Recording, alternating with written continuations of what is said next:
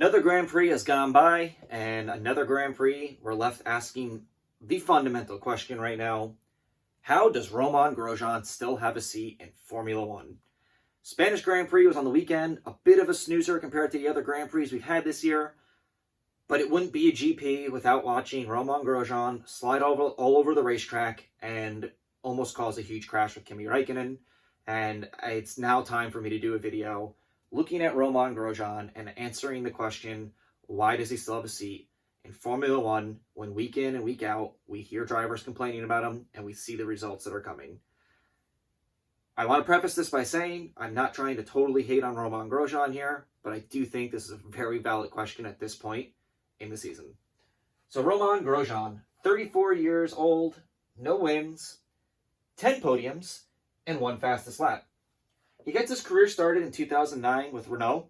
He was a test driver there, and he would make his first few starts as a member of that team before moving over in 2011 to join Lotus F1, where he would spend the next 4 seasons. During that time, he has his best year in 2013. 6 podiums, 132 points, 7th in the World Driver Championship standings that season. A really great year. At this point, it looks like there's a lot of upside to Romain Grosjean, and I don't think anyone could deny that. He was pretty darn consistent. In 2016, he moves over to Haas F1. He's been with the team since their inaugural season. He was teammates with Esteban Gutierrez first, and after that first year has been with Kevin Magnussen every year since. Career lowlights. Romain Grosjean does not start the year good at all. So 8 of the first races of the year, the last 9 seasons, have been in Australia, and then this year at Austria. In those 9 Grand Prix, the first Grand Prix this season, Romain Grosjean has failed to finish 7 of 9. That's 7 of 9 retirements in the first GP of the year. That's 7 of 9 seasons that whatever team he's on is scrambling to catch up after week 1 in this season. Not good. Speaking of retirements, he has retired out of 43 of 170 of his starts. That is that's over 25% of his starts equal a retirement. 1 in 4 races, you have an excellent chance of Romain Grosjean not finishing the Grand Prix. Yeah, there's mechanical failures in there, but that's not all mechanical failures. We have to acknowledge that. And we couldn't talk about career lowlights without talking about 2018 Azerbaijan, when Romain Grosjean crashes behind a safety car, and his race engineer famously blames Ericsson for it, but of course, he was just warming up his tires and put the car in the damn wall. So that's just up to this season. Now let's talk about 2020.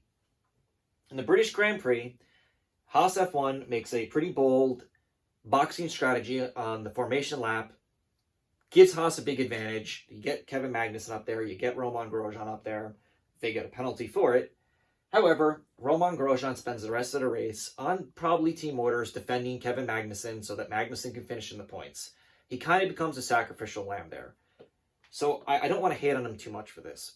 That said, Grosjean makes some very aggressive defensive moves on both McLarens, Norris and Carlos Sainz. And Carlos Sainz has some pretty strong words from after that race.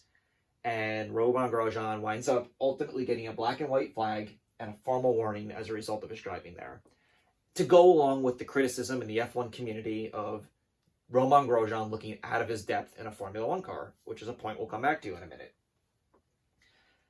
Then the Spanish Grand Prix, our most recent Grand Prix from just a few days ago. Grosjean comes out on Friday and has an FP1 and FP2 with a 6th and 5th fastest times, and then cannot follow that up in qualification. Doesn't even get out of Q1. A huge disaster. That might not be all his fault. It might be some of the part of the car, but you have to think with that kind of speed on Friday practice, how do you not get out of at least Q1? It's not a good look, to be honest with you. Then in the Spanish Grand Prix, we see him make another defensive move on a straightaway in front of Kimi Räikkönen that could have caused a horrific crash. The announcers talked about how if Räikkönen had hit him at that angle, at those speeds on straightaway, it probably would have sent Räikkönen airborne into a pretty spectacular crash during this Grand Prix. Then he follows up later in that Spanish Grand Prix, sliding all over the racetrack and barely keeping that car straight, almost spinning out. And I feel like that's a theme that we see every week with Grosjean, that it's not a Grand Prix without Grosjean in the gravel somewhere. this was a pretty boring Grand Prix, all things considered. Everyone else seemed to be getting around that track without any major issues, except for Romain Grosjean. But your biggest measuring stick of success, of course, is your teammate. So let's take a look at his comparison over the last 3 seasons with his teammate, Kevin Magnussen. In 2018, Grosjean finishes 14th in the driver's standings, 27 points, 5 retirements, and 1 DSQ. Kevin Magnussen finishes 9th with 56 points, only 2 retirements, and a DSQ as well. So vastly outperforms Romain Grosjean in 2018. 2019, which was the first of really bad seasons for Haas, definitely going the wrong way here. Grosjean finishes 18th, just 8 points, and 7 retirements. 7 retirements. Kevin Magnussen, 16th, not much better in the driver's standings, but 20 points, significantly more points than Grosjean got in 2019, and just 2 retirements in a season that was a disaster, both on the track and off the track for Haas. He keeps his car on the track in all but 2 GPs. And then, of course, this year, 2020. Romain Grosjean is 21st out of 20 drivers in the driver standings right now. That's right, 21st out of 20. Yes, Nico Hülkenberg comes back for Racing Point and scores points in his first GP that he actually gets to race. And would have probably scored points in both had he been able to make his start in the first GP. That is not a good look. It is not a good look when you're 21st out of 20 drivers. He's sitting on 0 points, only 1 retirement this year, which is actually impressive for Haas right now. But he might finish the season there. He might not score a point the rest of 2020, and he could finish this season the 21st driver out of 20 drivers. And if that's what happens, how can you as Haas sit there and be okay with that? You got 20 drivers that ran the majority of the full season, and he might finish 21st if they don't get him the points at some point. Kevin Magnussen is sitting 17th. So he's sitting ahead of, obviously, his teammate, but he's at least sitting ahead of some other drivers in Formula 1 right now. Scores the 1 point, which is in part thanks to Grosjean's defense, but he still has the point. And if there's one downside to Magnussen this year, it's 3 retirements, but he gets taken out by Albon in 1 race, right or wrong, whatever happened there, and the other 2 are mechanical failures. He does have a point. And to me, when I watch racing, week in and week out, when I watch these GPs, Magnussen looks more likely that he might get another point this season. Haas might not get another point to get collectively as a team, but if they do, I would put my money on Kevin Magnussen being the one to get that point, not Grosjean. I don't want to hate on Grosjean too much here. I live about 20 minutes from the Haas F1 headquarters here in North Carolina. I root for Haas F1 every single week. I was super excited when Romain Grosjean had all that pace on Friday and couldn't wait to see what he would do in qualifying. I'm not rooting against this guy at all, nor am I rooting against Kevin Magnussen. I'm really, really not. But Romain Grosjean is 34 years old now. The best part of his career was 7 years ago in 2013. And we're talking about Sebastian Vettel, who has achieved everything you can achieve in Formula 1 right now, possibly retiring, and some people saying, hey, it should retire and make room for younger drivers. How are we having that conversation when Romain Grosjean has these type of results over the last 3 seasons? 25% of his races he has retirements in. 7 out of the first 9 first GPs of the year he's retired.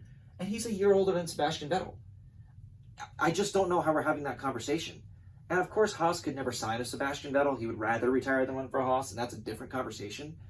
But you can't tell me that there's not a Nico Hülkenberg or a Van Dorn or another driver that might be better suited for this team after these results than Romain Grosjean at this point. Again, I root for him and Magnussen week in and week out. They're not my favorite F1 team, but as an American Formula 1 fan, I absolutely love seeing Haas do well. I want to see them do well.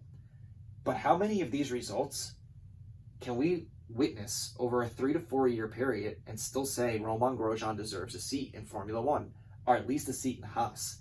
And what is the brain trust at Haas? What conversations are they having that he still has a seat and got re-signed for 2020? Was 2018 and 2019 not enough evidence that maybe someone else in that seat might be a better suited fit? Maybe it's just they don't think they can sign anyone else. I don't know. But it does leave us with that question that's not going to go away. The burning question of how does Romain Grosjean still have a seat in Formula 1 in 2020? And should he have a seat moving forward in 2021 and 2022? I don't think he should at this point. I think you got to go for someone new. My opinion. Let me know what you think. If you like my video and my content, please hit like and subscribe, and let me know in the comments below of whether or not you think we'll be talking about Romain Grosjean in a year or two, or whether or not this might be it for him. Thank you for watching, and I'll catch you in the next video.